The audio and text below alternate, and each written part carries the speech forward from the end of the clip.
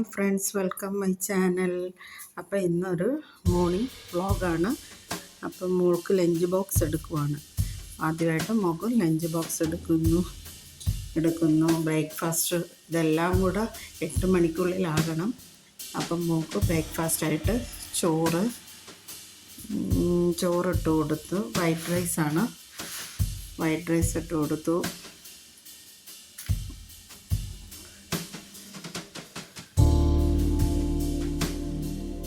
കുറച്ച് മെഴുക്ക് പുരട്ടിയാണ് ഇന്നുണ്ടാക്കിയത്. മെഴുക്ക് പുരട്ടിയും ചാറുകറിയും ഒക്കെ ആയിരുന്നു. അപ്പം ചെറുപയർ മെഴുക്ക് പുരട്ടി വെച്ചു. അവർക്ക് വെജിറ്റേറിയൻ ഫുഡേ കൊണ്ടുപോകാൻ പറ്റത്തുള്ളൂ സ്കൂളിൽ. അത് അവർക്ക് നിർബന്ധമാണ്, വെജിറ്റേറിയൻ ഫുഡേ ഉള്ളൂ. അപ്പം ചെറുപയർ മെഴുക്ക് പുരട്ടി കണക്ക് വെച്ചിട്ടുണ്ട്. പിന്നെ വെച്ചത് ചാറുകറിയായിട്ട് വെച്ചിരിക്കുന്നത് ചേനയും മുരിങ്ങയ്ക്കായും കൂടെ തീയലാണ്. ചാറുകറി വെച്ചിരിക്കുന്നത് 2 കഷ്ണം ചേനയും കുറച്ച് ചാറുമായിട്ട് ഒഴിച്ചു കൊടുത്തിട്ടുണ്ട്. കഴിക്കുമോ ഇല്ലയോ എന്നൊന്നും നമുക്ക് ഉറപ്പ് പറയാൻ പറ്റില്ല. ചില ദിവസങ്ങളിൽ ഫുഡ് കഴിക്കും, ചില ദിവസം തിരിച്ചു കൊണ്ടുവരും. അങ്ങനെയൊക്കെയാണ്. ചിലപ്പം മിസ് വഴക്ക് പറഞ്ഞ് ഫുഡ് കഴിപ്പിക്കും. ആൾക്ക് ചോറിനോട് വലിയ താല്പര്യമില്ല, പലഹാരങ്ങളാണ് ഇഷ്ടം. അപ്പോൾ ചാറുകറിയും സെറ്റാക്കി. ഇനി കുറച്ച് പപ്പടം കൂടെ വേണം.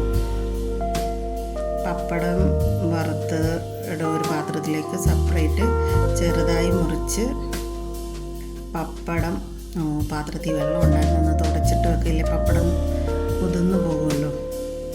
അപ്പോൾ പപ്പടവും വെച്ചിട്ടുണ്ട്. ഇതാണ് ഇന്ന് മോൾക്ക് കൊടുത്തു വിടുന്ന ലഞ്ച് ബോക്സ്.